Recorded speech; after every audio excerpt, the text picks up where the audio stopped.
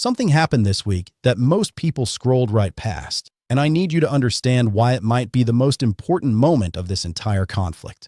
The President of the United States picked up the phone and called Vladimir Putin, not the other way around. Washington dialed Moscow. That one detail, who placed the call, tells you more about where this war is heading than every Pentagon briefing combined.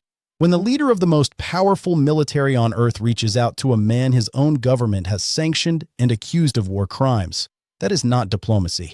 That is desperation in a suit and tie.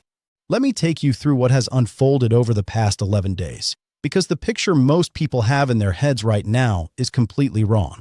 They think this is a story about American firepower crushing Iran into submission. They think this is shock and awe part 2, and that any day now the white flag goes up in Tehran. But the real story, the one hiding behind the explosions and the press conferences and the deleted tweets, is a story about time. Who has it? Who is running out of it? And who just blinked first? Spoiler, it was not Iran. Rewind to February 28th. Less than 2 weeks ago, the United States and Israel launched Operation Epic Fury. Close to 900 strikes hit Iran in the first 12 hours. B-2 stealth bombers, B-52s, F-35s, Tomahawk missiles from warships across the Persian Gulf. The largest American military operation in the Middle East since the 2003 invasion of Iraq. And in those opening hours, Supreme Leader Ali Khamenei was killed alongside dozens of senior officials at his compound. A textbook decapitation strike, the kind designed to topple an entire government overnight. Meanwhile, please leave your questions or comments in the comments section. I will answer each one individually as time permits. Also, I would be very happy if you liked the video and subscribe to my channel. Now, let's continue. The theory was clean. Remove the head and the body falls apart.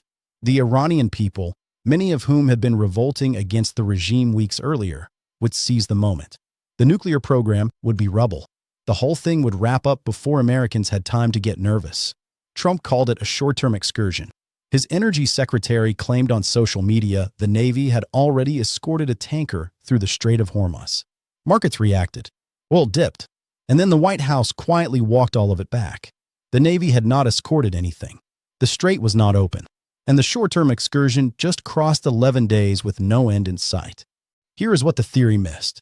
Iran is not Iraq. When Saddam fell in 2003, there was collapse. When Khamenei fell in 2026, there was a counterpunch. Within hours, Iranian ballistic missiles were tearing across the Gulf. Saudi Arabia, Kuwait, Bahrain, Qatar, the UAE, Jordan, all targeted by waves of drones, hundreds at a time, hitting oil facilities, military bases, and civilian infrastructure. Then came the move that changed the entire calculus. Iran's Revolutionary Guard declared the Strait of Hormuz closed. Not threatened, closed. A commander told the world any vessel attempting to pass would be set on fire. That is when the real war started. Not the military war, the economic one. The Strait of Hormuz is 21 miles wide. 20 million barrels of oil pass through it daily, 20% of the global supply.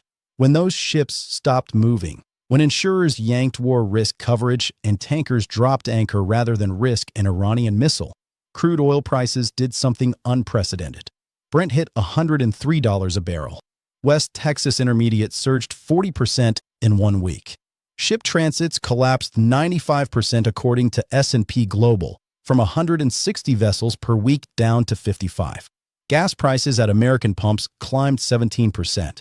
Analysts warn that if the strait stays shut, diesel could hit $5 a gallon and regular gas $4 nationwide. Saudi Aramco used the phrase catastrophic consequences. That is not a pundit being dramatic. That is the company running the global oil economy sounding an alarm. And the person most rattled by all of this is sitting in the Oval Office trying to figure out how to explain $5 gas to swing state voters a year and a half before the midterms. Which brings us to the phone call that changes everything. On March 9th, the White House reached out to Moscow. Washington placed the call, a fact the Kremlin confirmed. Trump's team called it a routine check-in. But consider the context.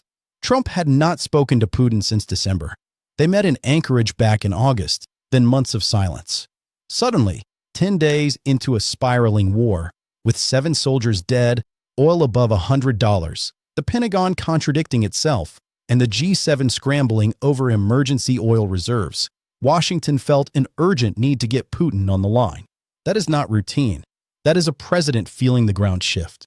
Kremlin advisor Yuri Ushakov briefed reporters afterward. He called it frank and businesslike, lasting about an hour.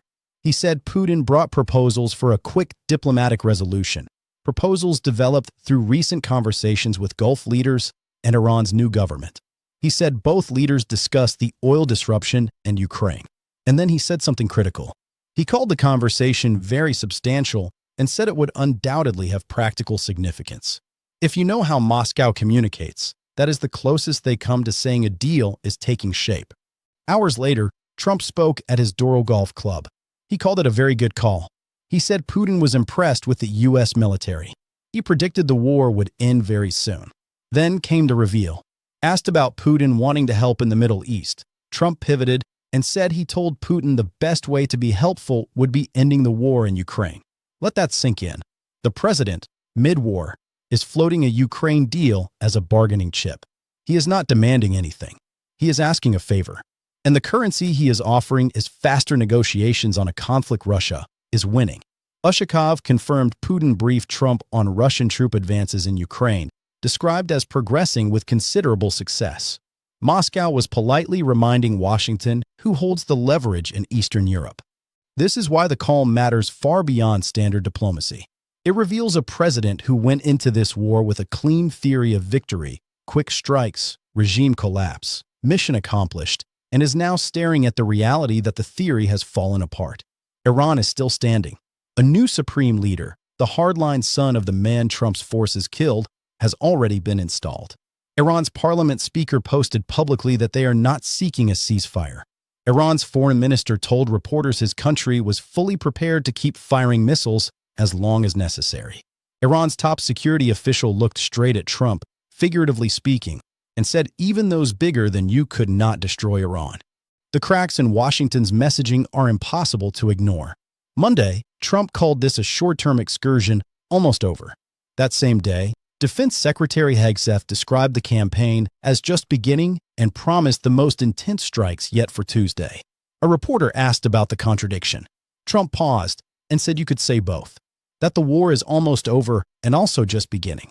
Those cannot both be true. And the fact he tried to force them together is the sound of someone who does not know how to land the plane he took off in. The Pentagon confirmed $5 billion in munitions were spent in just the first 48 hours. 11 days in, 7 Americans are dead and more than 140 are wounded. The administration refused to give Congress updated cost figures, which tells you everything about what those numbers look like. Meanwhile, Iran has absorbed blow after blow, adapted its tactics, and kept launching. Yes, its missile output has dropped significantly. Admiral Brad Cooper reported a 90% decline in ballistic launches from day one. But that decline reads two very different ways. The optimistic version says American strikes crippled Iran's arsenal.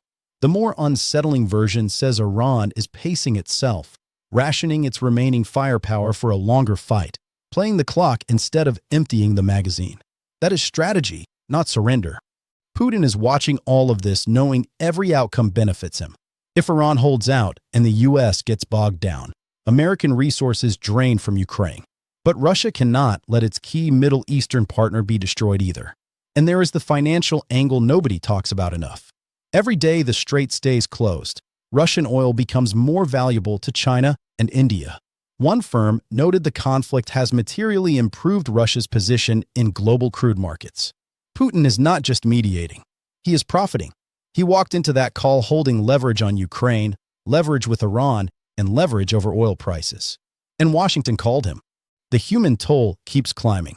Over 1,200 dead in Iran.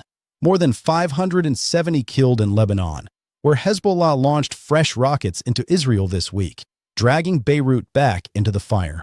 14 civilians dead in Israel. 7 American service members in flag-draped caskets, including Sergeant Benjamin Pennington, killed when an Iranian missile hit a base in Kuwait. These are not abstractions. They are stacking up faster than any victory narrative can absorb. So where does this end? The most likely scenario, the one that phone call is building toward, is an off-ramp disguised as triumph.